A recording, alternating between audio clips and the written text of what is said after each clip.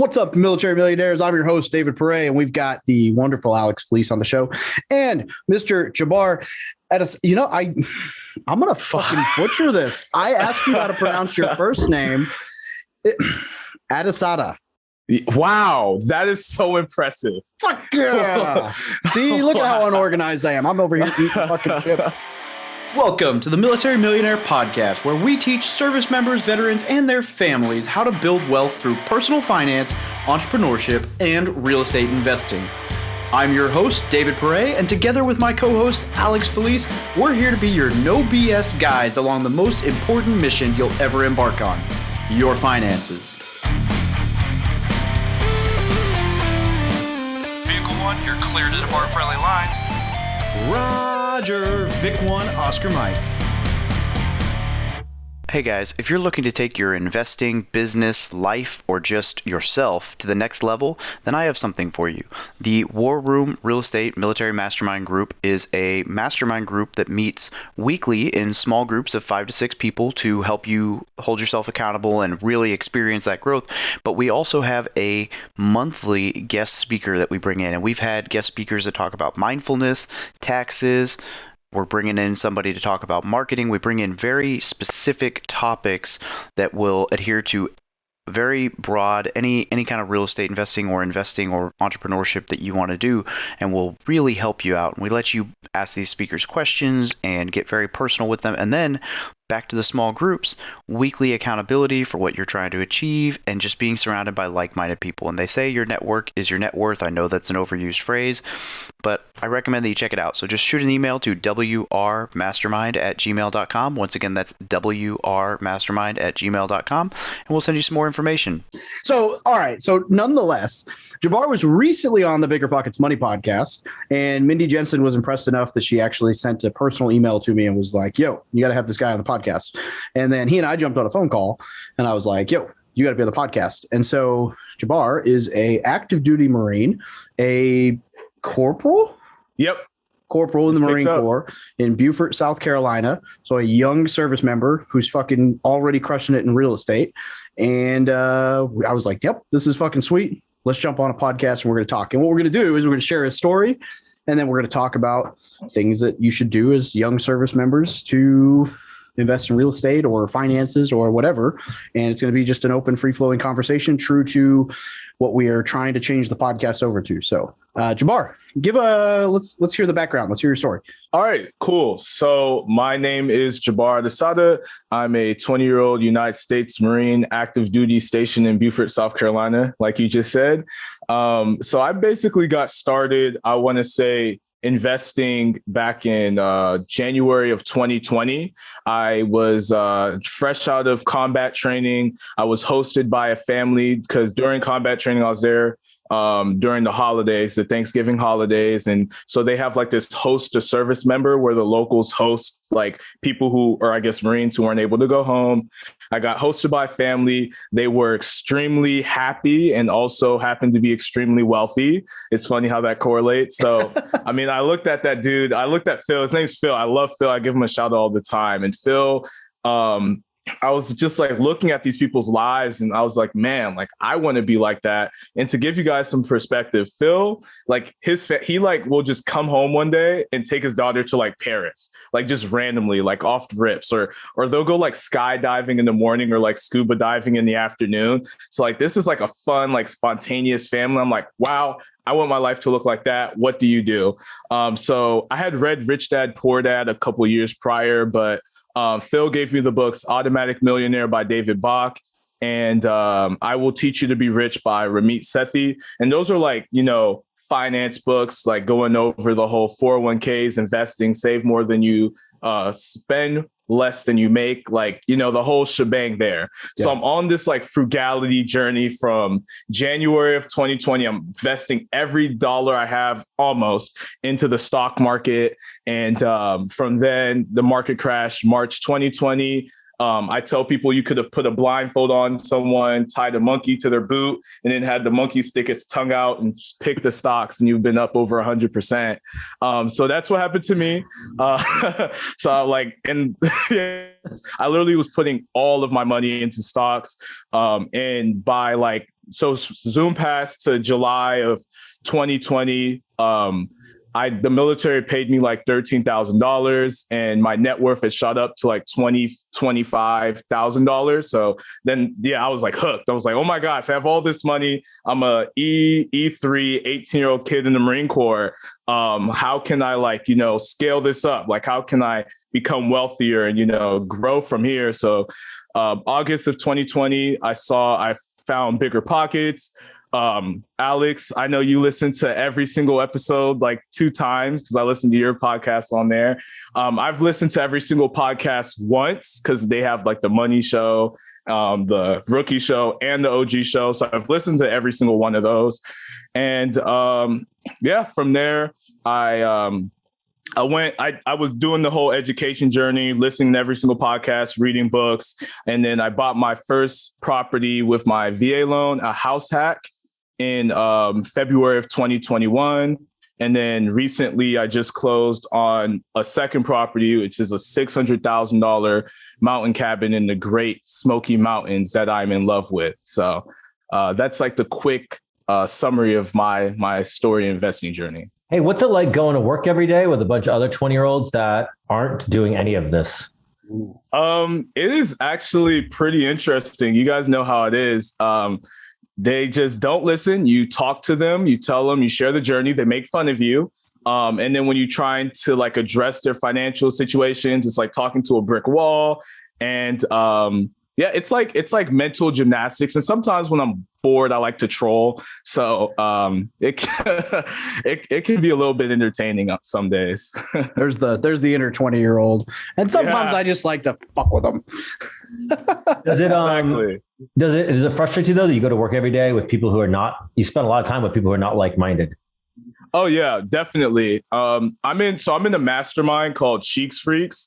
And that's like a bunch of like young people who are like into personal finance. Like we have 19-year-olds buying properties. We have people who are already financially free. So I'm not normal. I'm like normal there. So I just, after work, I get to talk to all my digital friends online on Zoom and shit. Is that Dan who runs that? Yep, Dan Cheeks. He just wrote the book for Bigger Pockets. Yeah, First to a Million or whatever. I met him at FinCon. I love Dan. He's like a high school teacher, right? Yep, personal finance. That Great Smoky Mountain short-term rentals. That's popular. That's big popular right now. Yeah, I can nerd out and give you all the good reasons on why people should invest there. It's a really great market, and it makes sense from like a economic point of view and like for like that business strategy. Because like if you think about it, like 60% of like North America is within a day's drive of the market. It's like the number one, visited national park. Supply was like cut by like 2,500 cabins back in 2016, and in 2021, it's just now catching up. So there's a lot of good reasons why I believe the market's good for like Airbnbs and short-term rentals. And I love it. I mean, I just got paid $4,300 5 nights for New Year's Eve. So and your mortgage on that thing is what, 35? Like, no, 3,000. Yeah, we grossed like almost $10,000 this month, and that's like bad. Like we missed Christmas, we booked Christmas pretty low, but I'm happy with it. Damn, good for you. That's incredible. Yeah, what that is that's incredible, especially at 20 years old. I mean, that's so. Okay, here's the question though: how did you buy a $600,000 cabin in the Smokies with an E3, E4 salary? Because I know you said $25,000 saved in stocks. That is not a 20% down payment. So did you partner? Like, how'd you pull this off? Yeah. So if you got I like persevere a lot, right? So my friend Eli, he's I shouldn't name drop him. One of my friends, he has 6 of them there, and he was telling me how he's like clearing $300,000 a year in cash flow off of like 3 cabins, and that's like net. So I was like, wow, that helps me get to my goals a lot faster. So I did all this different research, like, obviously you go through that path. It's another asset class. So I studied up real hard, and I was asking every single person in my family, like, hey, I don't have money, but let's partner on this deal and we'll split 50-50, blah, blah, blah. I was like detailed reports. I had all this crap, right? And so everybody told me no. I never got one yes. And to answer your question, yes, I did partner.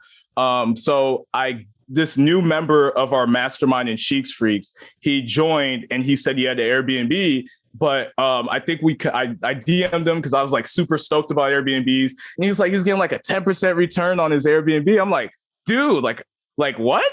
On the Airbnb? Because he's house hacking it. So I'll give him some slack there. And it's in Austin.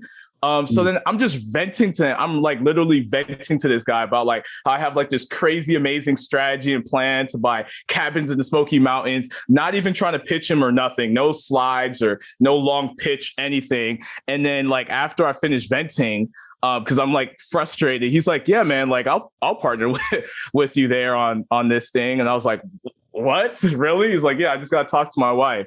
So he talked to his wife. That's when I showed them that I'm not like a dumb 20-year-old kid with a pipe dream, and showed I actually know what I'm talking about and I have resources that I'm going to rely on and yada, yada, yada. And then we bought a property 4 months later, and it's a JV, and yeah, it's not like an ambiguous partnership where we're like, we're going to buy the entire mountains. It's not like that. It's like, one off. We have the LLC and the operating agreement, and we're pretty clear on terms there. And we have a exit plan, dissolution, and all that good stuff. But that's how I bought it. And I'm probably going to buy a couple more like that. All right. So I can tell that you've been listening to some podcasts because you knew that the first thing one of us was going to ask you about is what's going to happen if that doesn't work out as a partnership. And you're like, oh, I already know one deal. We're not buying everything together. We have a dissolution plan. We have an exit strategy. We have but that's awesome because, okay, first off, most 20-year-olds are not buying a $600,000 investment property, right? Especially not on the salary of an active duty enlisted service member. And they damn sure aren't thinking through the what if goes wrong when they do it, right? So I think that's really cool. Like, I think that's a good spot because if you guys crush it and you fucking love working together, then you buy more. And if you don't, then like you got one property together, it makes you money. Yeah. And I think that with the way I'm doing it, he's really, really passive. Like I'm doing everything and I'm okay with that. I bought it with those intentions, and it's actually helping me because now I have like it on my track record. And so now I'm talking with other people.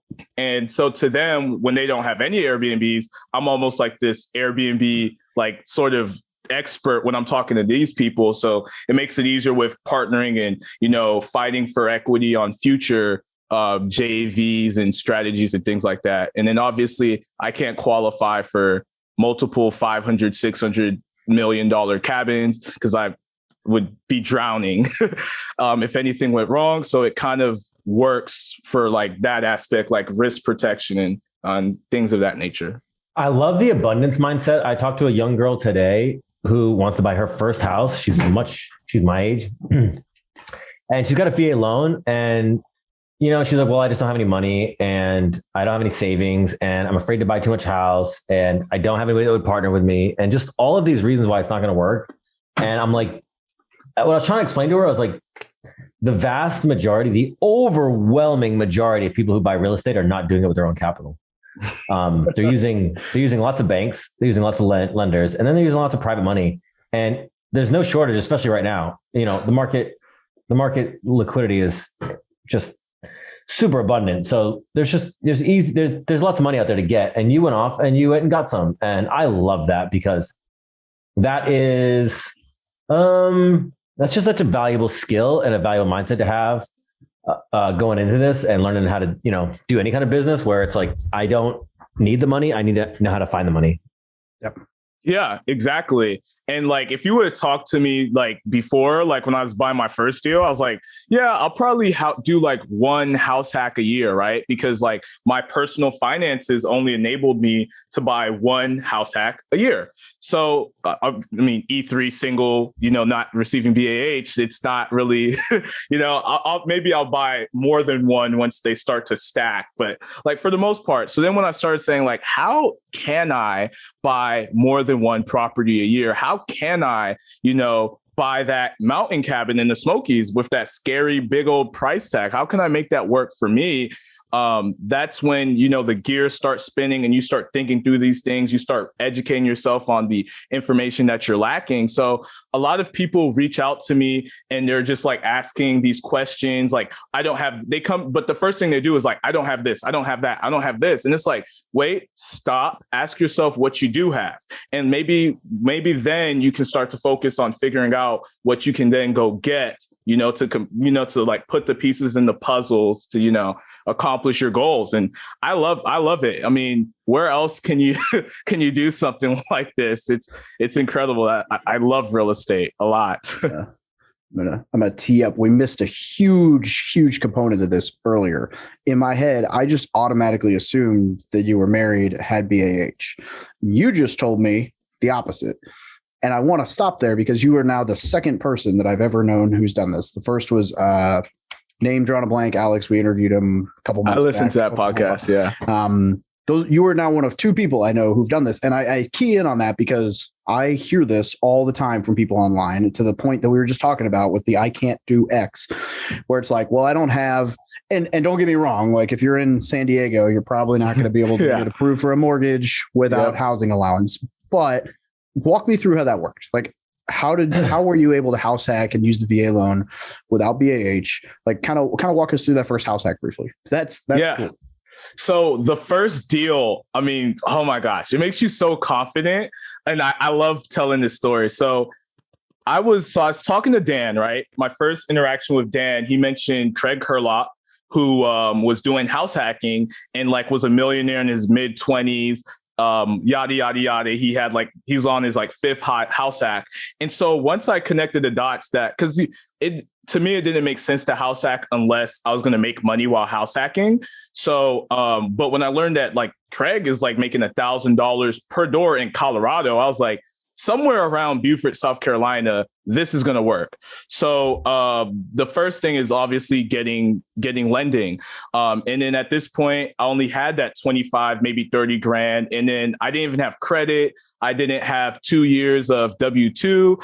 So I just started calling banks. So I called 13 different banks and all 13 of those banks said no. They denied me. I mean, I had one lender. He was like, I've been doing this for 20 years. And like, I'm telling you right now, there is no one who will get you, like, there is no one who will get you financing with your VA loan without BAH. So actually, the 13th bank told me maybe. The 13th bank told me maybe. And so, but the lender before obviously was screw that guy. But anyway, so I'm calling these different banks, and as I'm calling them, I'm doing my own research on like the actual guidelines, because you'll be surprised how many loan officers don't know like the guidelines. They only know the overlays for their banks. And for those who don't know, an overlay, banks have like additional restrictions on like their lending practices that are separate.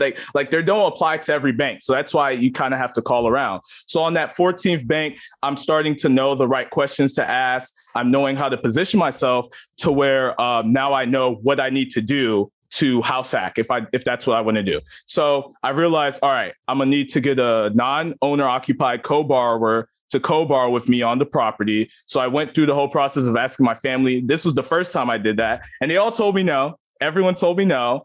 So I just started calling strangers, and it's crazy because strangers will make you rich is what I'm starting to figure out. My family won't help me, but strangers are just out here, just saying, yeah, dude, like your family's seen you make too many dumb mistakes as a kid that they don't, you know what I mean? My family doesn't hardly invest in me either.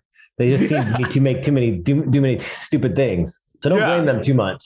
Yeah, I love my family. I'm just talking trash, but yeah, you're so right, Alex. So I'm calling my family because I needed a co-borrower. All of them said no. Then I start calling up some like close friends who I enlisted with. So not my close friends who went to college and don't have W-2s, my close friends who like went to the military that I've known for a long period of time. And so I worked out like a way to like buy a house hack with them. Because, you know, I really wanted to desperately get into the game of real estate. I wanted to buy my first property.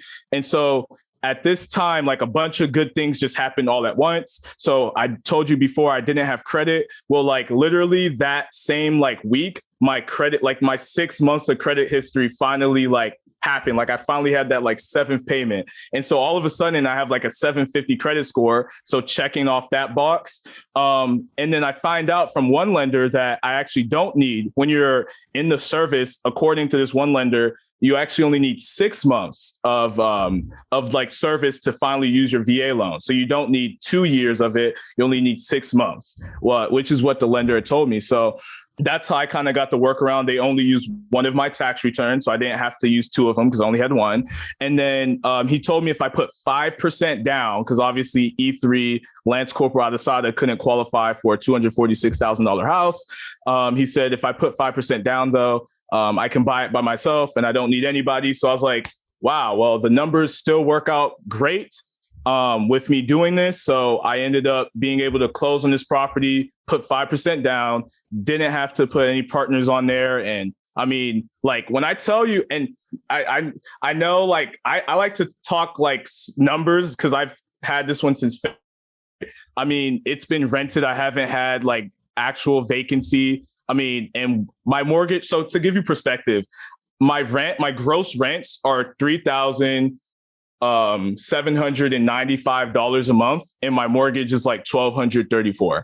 So like I have a lot, and then obviously I have utilities, but like it works out to me like probably my net like or my phantom cash flow, like without capex and maintenance or whatever, is like around $2,000 ish, a little bit less a month. And so after I store up for like capex and maintenance and vacancy, it works out to me cash flowing like between $1,300 and $1,500 a month while living in this property. So it's one of those like crazy home run deals that I can't find another one like that. But that's how I did it. That's how I did it. I just was persistent as hell. That's exactly what you are. That, and you're educated as hell. I'm like super impressed by the fact that you're smart enough to call it phantom cash flow, so you understand that there's other things that are going to come up in there, and the fact that you understand the difference between like the VA guidelines and overlays by lenders itself. Like that's not like base education. Like you've done your homework.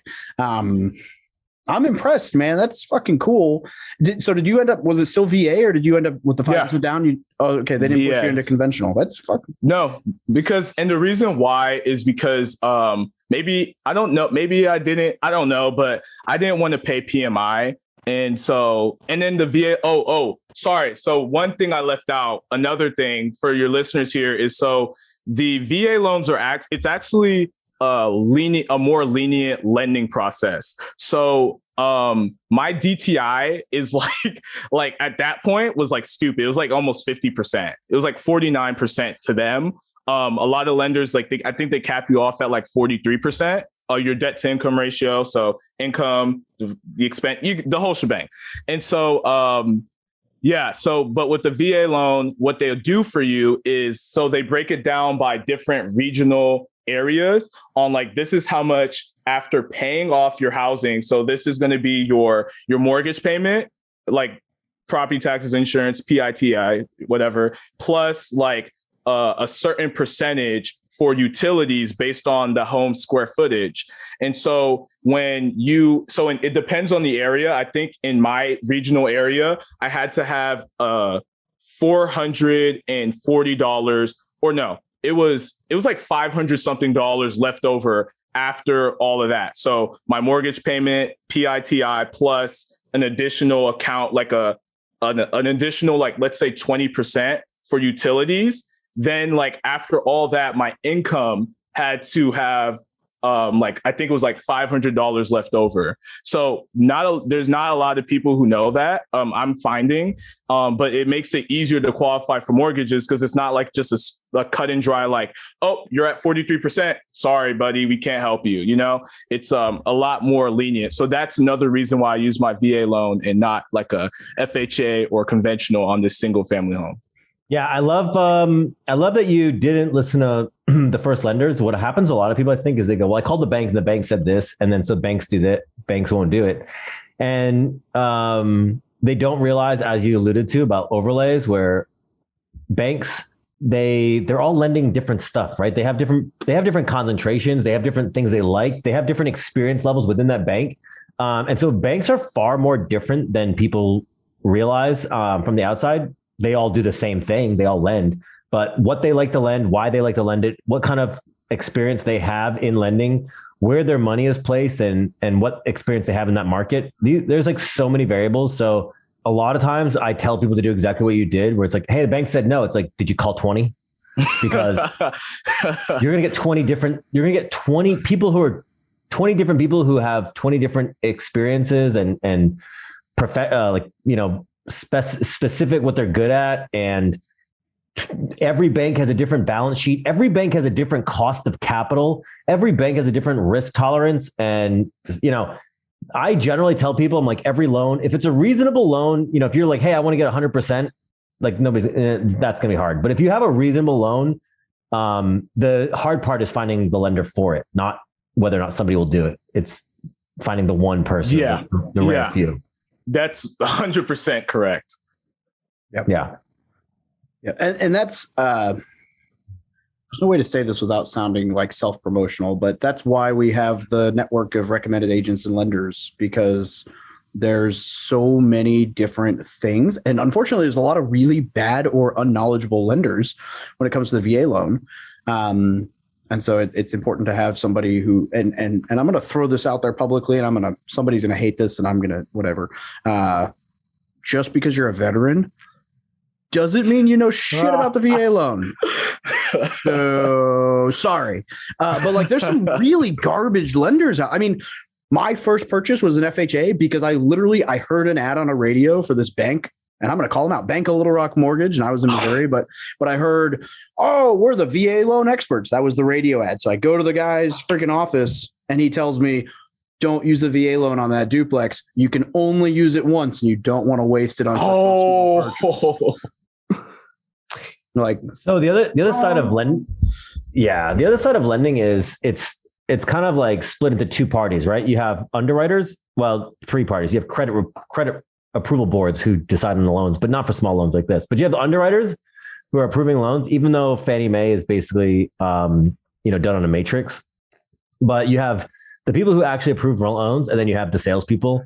And so a lot of times what happens with borrowers is they'll get stuck in this quagmire. They're like, I need this loan. And you'll get a salesperson be like, yeah, I can do it. And then they tie your time up. They get you to pull the credit. They get your financials in, and then they hand it to the underwriter, and the underwriter's like, yeah, we can't do this. And the salesperson's like, all right, can't do it. See ya. And it can be very discouraging for borrowers because they're like, banks are jerking me around. And I'm like, no, it's not all banks. That guy jerked you around. And that happens because he's trying to get a commission. So it's very important to understand just a lot of what we're talking about, like how banks actually work, because if you understand a lot of things that Jabbar is saying, like if you understand how they work and what they're looking for and what they need, and then you can walk in with a package and say, look, I got what you need. It's already done. You don't have to do anything. And then it lets the salespeople hand that package over to underwriting and be like, look, it's already done. Life is easy. It's when, either complicated deals or ugly deals or deals that are on the margin, and then you got a lousy salesperson or a cranky underwriter or both, and things fall apart. Yeah, a lot of it's just tenacity. I love that. Yeah, that's exactly it. And so one thing that I'll just say is just like, for people who are young, who are like, starting out in their careers, and they're like, oh, well, I want to figure out how I can buy a property as like a E1, E2, E3, or I mean, at least wait till you get to the, I'll revoke that comment. But, for young people, it's just like, one, make sure that you have a actually strong financial position, because like so many people told me how like stupid or crazy I was with the financial decision that I was making. But they didn't own any real estate, or they were, you know, buying a home to live in. But like I had capital, right? Like I spent $22,000 on that house. I had like more than 6 months worth of expenses saved up to mitigate my risk. So just like the biggest thing I'd say is, because obviously I'm taking risk, right? Is just have capital, have reserves, have things in place, have different exit strategies, so that if your idea or if your plan of execution doesn't work, you have some other way to get out of it. Because the worst thing you can do, especially as a young service member, especially if you have a security clearance, is, you know, not be able to pay your bills and you lose your security clearance, and then you're blaming me and you're emailing Dave, Dave and Alex that like we screwed you over. But so just make sure you have a strong financial position, because I see a lot of people who want to get into real estate and get into taking all this debt. And it's like, well, how can you make sure, how do you want to make a business cash flow when you yourself don't cash flow? So just keep that in mind. Just make sure you yourself have a strong financial position. Because I save money. Like now I probably spend more money on education and relationships and things like that. But like when I was saving for this property, I had like an 80% savings rate. One of the months where the stock market crashed, I spent $50 like the entire month. So and I was side hustling. I was doing DoorDash. I was taking people's duties for money. Like I was writing people's essays for them. So like, I don't want people to think that, what I did is definitely repeatable, but you shouldn't just like do it off a whim. It needs to be something where you're thinking about the risk. You have like your risk mitigation plan, and then you have your multiple exit strategies and so forth. Yeah. People forget, debt is the risk. It's not just some risk, it's the risk. People don't know this. Check this out. I don't know if you know this. Every major religion since the dawn of modern civilization, every major religion bans debt because it sinks civilizations, right? It is the risk. It's hard to go broke with no debt, right? But the fix is what you said, which is cash reserves. I'm not saying don't use debt. I'm saying people, it's really important to respect the risk of debt. And then we also are in this really weird narrative now where people say, "Oh, well, we have inflation, so you better get out of cash." And I'm like, if you got debt and you get out of cash, you are setting yourself up for failure because you don't know what's going to happen. And the market, you keep talking about the 2020 crash, but that was a blip compared to history. What happened in history. So having cash reserves, big cash reserves. I'm trying to, my girlfriend's trying to buy her first place, and we keep going back and forth on the mortgage. She's like, "I just want to pay for it in cash. I don't want a mortgage." And I'm like, "That's fine." But you can make she sees the risk side and I see the opportunity of debt. But I said, the secret is, keep 30 grand in cash, even if it's too much. Keep 30 grand on a $100,000 house. It's like, what are you going to do? It's going to take you a long time to go broke with $30,000 in reserves on a small house. So cash reserves, even during inflation, really, really, really good position to have. And I also like that you said, this is why I tell people, like, my financial life is a disaster. I want to get into real estate. I'm like, that's a mistake. You fix your personal balance sheet first, then you go get additional assets. If you are bad with money, adding debt and real estate is going to make you bad at money in two different entities. Your personal and your business are both going to go bad because you don't have the tools to operate them efficiently and responsibly. Once you have the tools, then you can add to it. And then you just have to implement the system. Like you said, save money, spend less than you earn, reinvest, keep reserves, right? Just be safe, but optimistic, or how I should say it. Be pessimist, skeptical. The word I like is paranoid. Oh, paranoid. Be paranoid, but don't let it, but still move forward. So, but what you do is the people who are like, okay, my life's a disaster. My financial life's a disaster. I'm going to go get a $300,000 house. And I'm like, I know how this is going to go. It's going to take a little while, but I know how this is going to go. Yep. Yeah, exactly. And I'm getting more, I'm not getting more risk averse. I don't think that's the case. I think I'm just getting to the point where I'm understanding, like, all right, whether I am risk averse or not, I need to take these precautions because my portfolio is getting big enough that I have to have more in there. So like LLCs with partners, we all have, 25 grand or whatever in the LLC for which just saved my butt. Although insurance is actually going to work out, but it just saved me massive loss. For those of you who didn't listen to the podcast where I mentioned the tenant I had rip all the electrical wiring. Oh yeah, I saw that. So luckily between insurance and cash reserves, no big deal. But what I do for like my own portfolio for the longest time, and I'm finally fixing this, is I've been kind of the inflation appreciation cash flow, don't like to keep cash guy. And so I basically have 6 figures in my TSP. And I'm like, hey, if the world ends, I pay a 10% fee and I pull that out. And then I have a $72,000 line of credit, like a HELOC, and I leave it empty. And I'm like, hey, if the world ends, I can use my HELOC. And that's obviously not the way to do it, but it has allowed me to keep minimum. I still have cash reserves, but smaller cash reserves with the knowledge that if I have to cut a check, I can.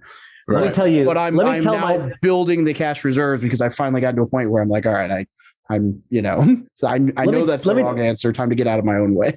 Let me tell our listeners why that's a terrible thing to do. Oh God. If you look at lending during a downturn, every single time, the first thing they're going to do is they're going to clip available credit. In fact, they did it in 2020. People started reporting, myself included, where they would reduce credit card limits. They would reduce HELOC limits because the banks are going to go like, okay, if things just went south and you have a $20,000 HELOC, you might go grab all of that. Now we have to put out $20,000 in cash in an environment where the risk just went up. So the first thing that the banks are going to do is they're going to take credit limits that are available and they're going to yank them back. And every single HELOC from every single bank has a clause that says we can access anytime we want. So HELOCs are great, but they only work in a stable environment. As soon as risk hits the fan, you're laughing. I'm laughing because in March of 2020, I cut myself a check for $30,000 from the HELOC. I did the same thing in my bank account and said, I'll pay that back with that money. But at least if they cut my line, I've got half of it in the bank account. Yeah. I did the exact same thing. But it is important. But now you're on a timing thing, right? Now you're against the clock, making sure you're rushing to it faster than the bank is rushing to it. And I preface that it wasn't the right move.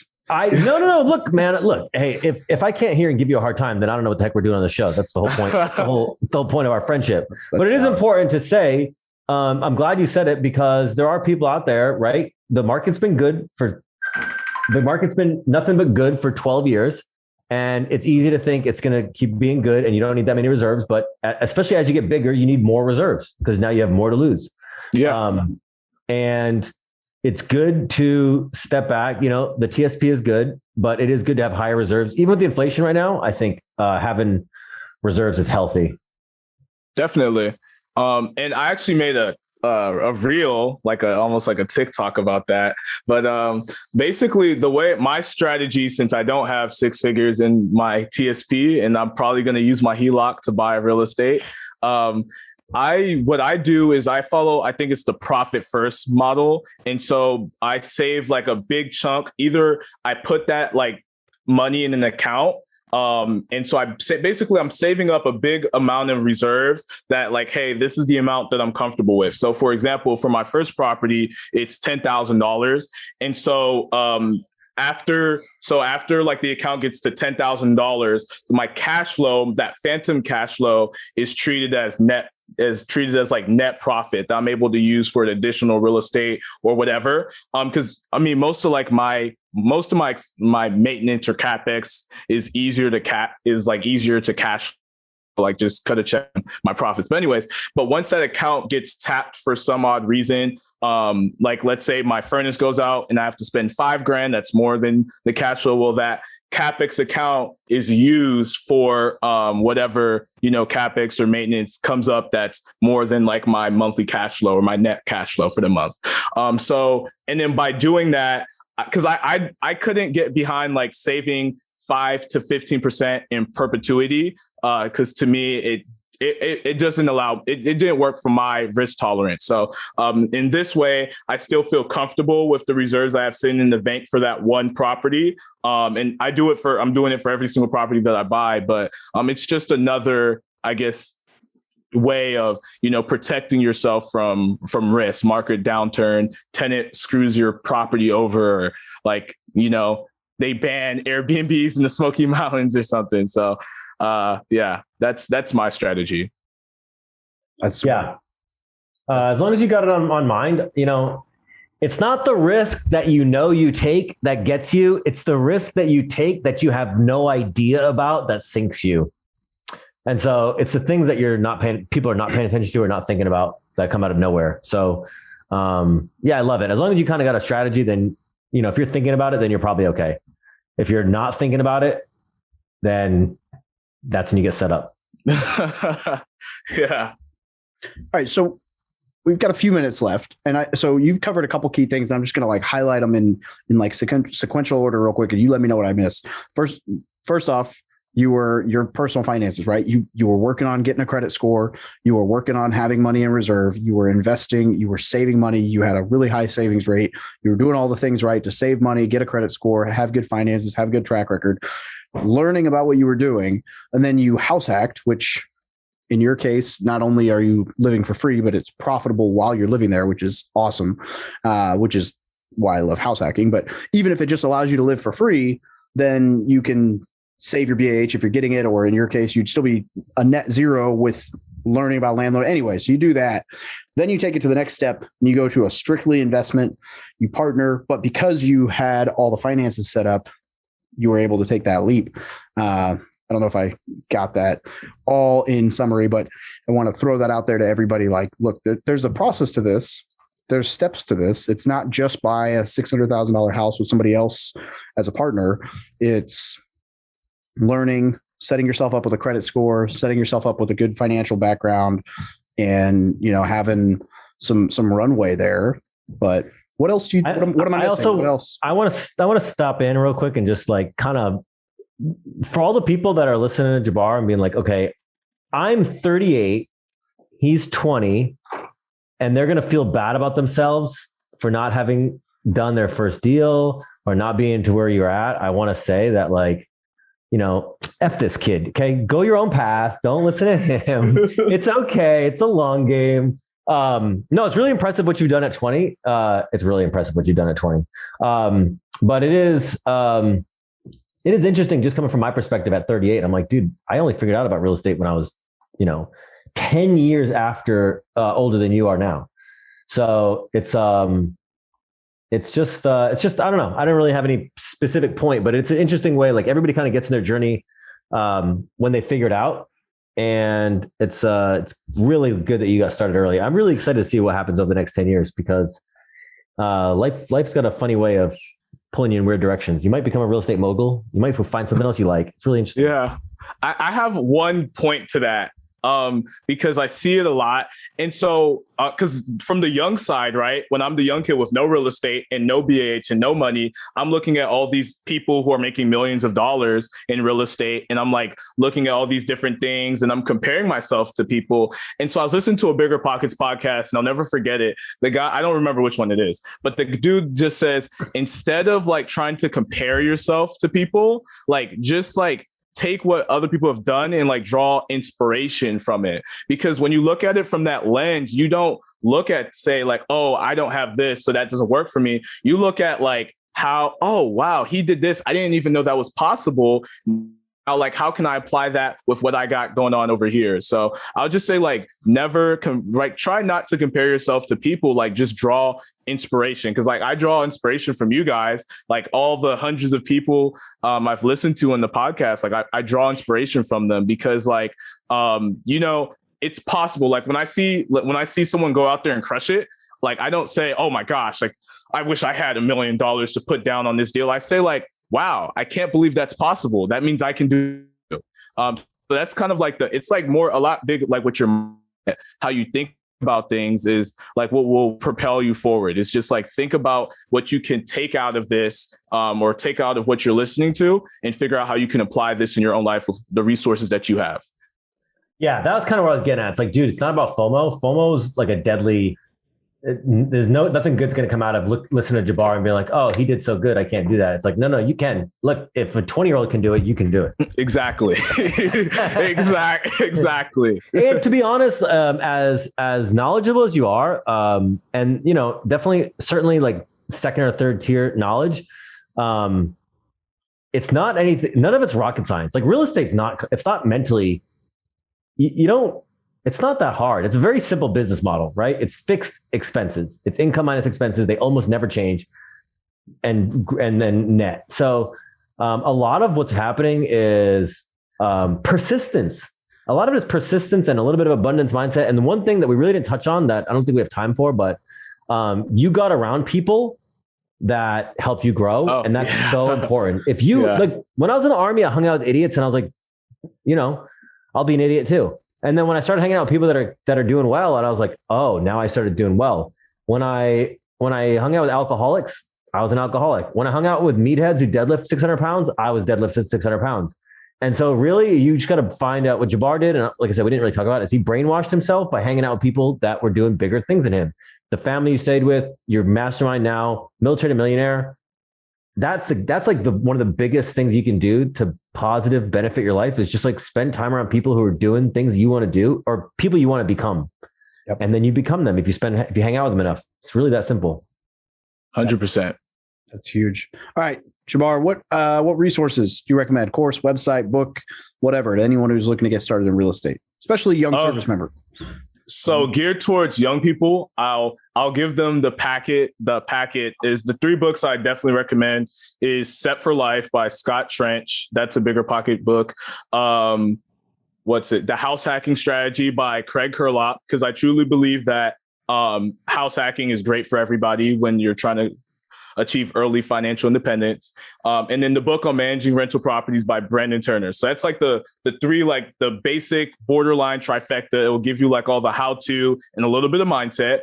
Then I'd read First to $1 Million. Honestly, I've read the book. I'm in it, so I don't want to, I'm self-promoting here. I'm also in that book, but I'd really recommend checking out First to $1 Million by Dan Cheeks. I've read the book and it gives you a lot of like tactical information on how you can, achieve that early financial independence. And then Dave's book, the No BS Guide. yeah, right there. And all of those authors, other than Dan, have been on the podcast. Although Bigger Pockets actually reached out about having Dan on the show, so we may be doing that as well. Woo! Yeah. Also, that No BS sign standing behind David, that great sign. Whose idea was that? Whose was it? Jabbar, what else have Alex? It was Alex's. So I wanted the neon sign at one point, but I had no idea what to put on it. And then I also didn't even think about it when I was designing my office. And Alex was the one who was like, "You need something that pops, like a neon sign." And I was like, "Great, but like, what the fuck do I put on it?" And then, ta-da! And now it flows. It flows so well. It looks really good. I like it. Yeah, it turned out all right. If I finally got my money's worth out of putting up with Alex, so yeah. One last plug. Sheiks Freaks. Like ultimately, Sheiks Freaks. No. I can't do that. No. Okay. All right. No. There's one mastermind that you can plug, and that's David's mastermind, the War Room. But we are not plugging somebody else's mastermind. Sorry. For military and veterans called the War Room. It is highly recommend it. Changed my life.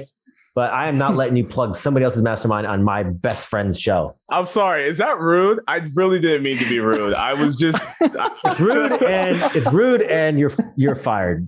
Oh man. I'm sorry. All right. No Sheiks Freaks. The War Room. He's still saying the war. I got nothing to say here. Bleep that out. But on a real note, though, mastermind groups, and I acknowledge the War Room's not for everyone, although it's for you. The like finding a mastermind group or just a group of people that is on the same trajectory as you is huge. And I think mastermind groups are especially powerful because there's a little skin in the game. It's not free and there's a commitment, whether it's time commitment, a dollar commitment or whatever. And so you're not like the people who are just tire kickers aren't in the group, or at least less of them are in the group. And so that's incredibly valuable, especially I think for service members, because you're around people who, I don't want to sound negative about people in the military, but like you're just around people who aren't usually looking for that financial trajectory. And so to get around people who are kind of counterbalances how much time you might spend at work talking about why the chow hall sucked today. So, or how many dollars they spent on a stripper on Friday night because it was payday. Jesus Christ, dude. Oh my God. I didn't hit home there. Jabbar, this has been an awesome episode. Thank you so much for joining us. And thank you for just being you. I don't know what there's no like I don't know how not to sound weird when saying like thank you for doing this and proving to people that it's possible, because I can't go back in time and be like, look, I did this, it's possible. But I can absolutely be like, he did this, it's possible, because I didn't fucking buy a house till I was 25. I didn't know any better. 25. Yeah, 25. So share this episode with your knucklehead friends at work. Yeah, thank you guys so much for having me. This was a great honor. It's been a blast, and oh my gosh, I'm kind of happy. I'm really happy right now. It's just not showing because I don't want to seem like a fangirl. Fangirl away. It's cool. I'll pretend I stopped. This has been fun. Thank you for listening to another episode about my journey from military to millionaire. If you liked it, be sure to visit FromMilitaryToMillionaire.com/podcast to subscribe to future podcasts. While you're there, we'd love for you to rate the show, give us a review on iTunes. Now get out there and take action.